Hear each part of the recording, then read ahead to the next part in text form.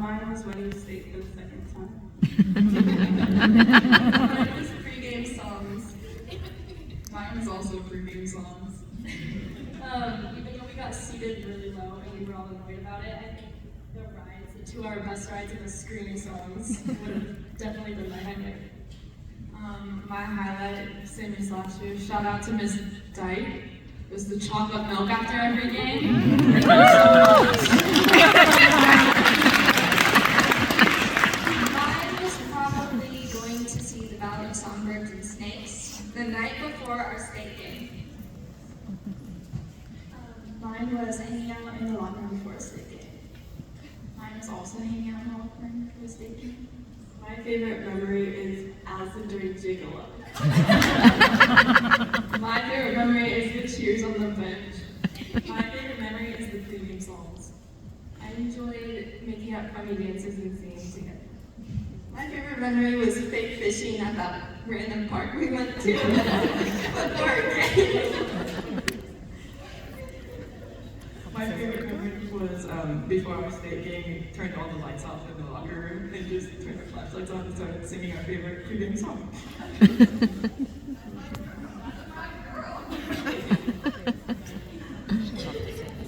Right. I'm going to hear one pregame song.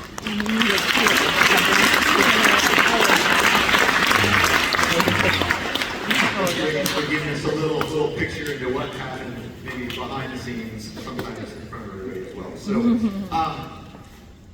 as we went through this and, like going through this day today and even on the run throughout playoffs and the season, there's a lot of things that were in common from what we did last year, right? We're looking at how we're going to do this today and the plan was like, hey, well, we just have this plan that we did last year. And so it seems very common to do this, but I want to highlight this is very uncommon in what this team had the opportunity to do. So they won their back-to-back. We talked about their back-to-back state title, gaining the 3rd in school history for the volleyball program, defeating Ripon High School from Visalia. Once again, playing another team from Visalia down in LA. Pretty neat. These 13th seeded Lady Knights were road warriors throughout the playoffs, playing most of their matches on the road and traveling 1,696 miles over the course of 25 days to Highlands, Modesto, Carmel, San Francisco, San Anselmo, and Orange. Throughout their playoff run, they only dropped 1 set. They had a couple, and that included a couple of memorable first set comebacks at Carmel Middle School Gym in the first set, and then also at the state championship game. Since CIF, the state of California started hosting volleyball state champions in 1978. 199 teams have been crowned state champions across various divisions. Okay, less than half of those teams, of the 199, are non-Southern California teams. So at 83, there's 83 non-Southern California area teams that have been crowned. Of those 83 from the north part, or non-SoCal teams, 61 have been from the Bay Area.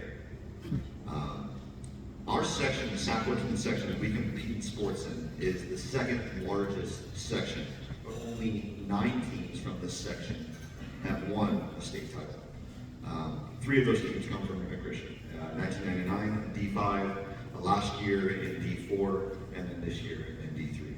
So let's give it a hand for you.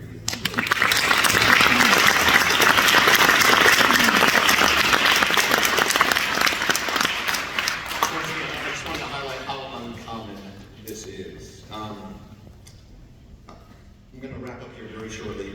Before I do, I want to share with you guys a video. This video comes from, if some of you got a chance to watch the NorCal Championship game at R.T. Williams, it's the game before the state title game.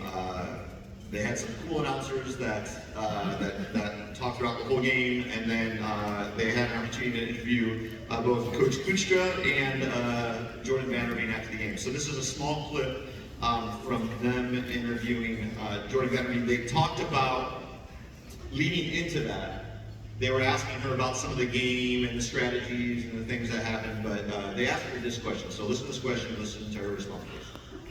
I'm curious what the sort of message or what the mantra is going to be for you all going into the state championship. You know, for many of you, familiar territory, but it's going to be a new experience, a new opponent.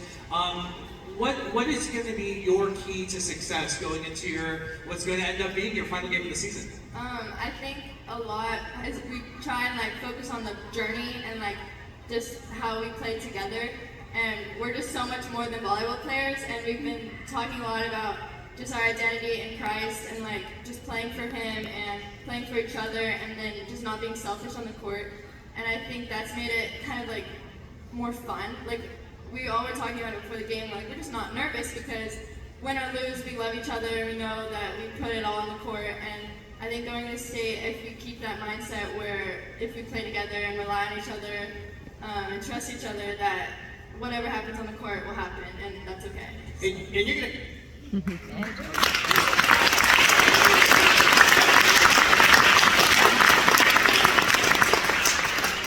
So the mindset and the heart behind the response from Jordan is what I believe makes Ripon Christian stand out.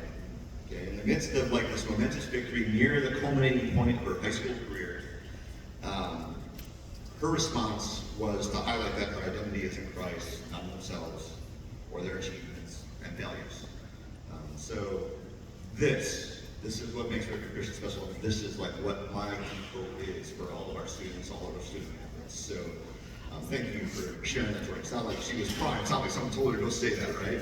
It's something that was just built within her, ingrained within her through the school, the adults around her, her teammates. Jordan was the one that got to share at that point. That's who God called to share at that point. Could have been any of those ladies there. So thank you for sharing that, Jordan.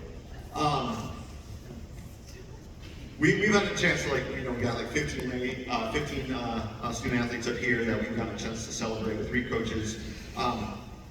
We can't celebrate every achievement. I mean, that's just the award. Just the issue with awards is that some people get awards and some people get recognized. We have a lot of exceptional students and student athletes here at Christian. I do want to highlight two other groups of students on campus, and I'd love for our girls cross country team and our varsity football team. You guys stand up, please. Please stand up.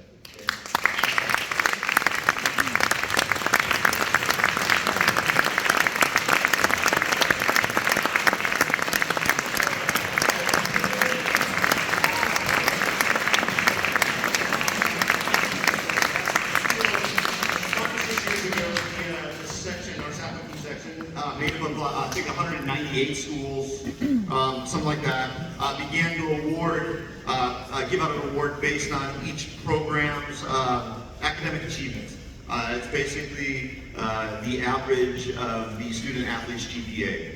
And for the second year running, some more back-to-back titles, our football team and our girls cross-country team were the academic champions of all 198 schools in the section. So congrats to them. I don't want to leave them out. So congrats, guys.